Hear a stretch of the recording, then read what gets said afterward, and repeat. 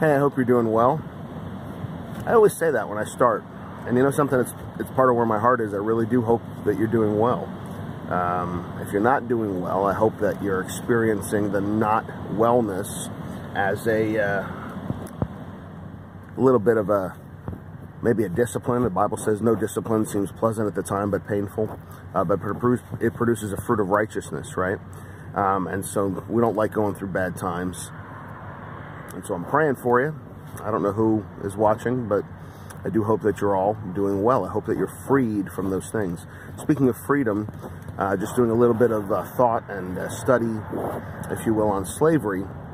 And I heard something today that really moved me. I heard the story about Moses and the Israelites and how it affects typically Americans, right? People like me. And we hear that story and we're like, man, you know something? Those Israelites, they are captured, they are slaves, they are put to work by the Egyptians. When the Egyptian Pharaoh is asked by Moses to let them go, the verse even says that he has never even heard of their God, right? And so he goes, who's this God? Who's the God? So it's like, how could these Egyptian slaves be in that position? There's so many of them that's threatening the kingdom of Egypt, and yet the Pharaoh has never even heard of their God. But that's not the point that I took away. The point that I took away is that you and me, traditionally as an American, we try to identify with the slaves. What if we're the pharaohs? What if we're the ones who, through our lifestyle, through our actions, have the attitude of a pharaoh? Maybe not the actions of actually enslaving people, the way that happened back then, or in our history in America.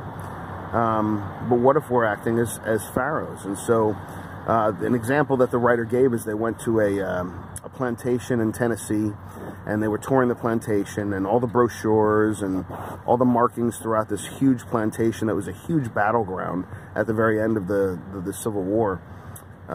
They went there, and all of the graves were marked for the Confederate soldiers, and it said, you know, these people died. There were some unmarked graves all over the plantation, and it said these were for the help.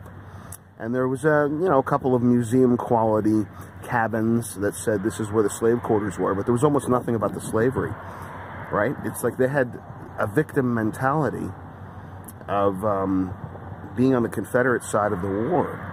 And so while history is important and perspective is important, maybe they didn't realize that they were the pharaohs. And I'm not bashing the South. I'm not saying that there's some legitimacy, no legitimacy in that type of perspective.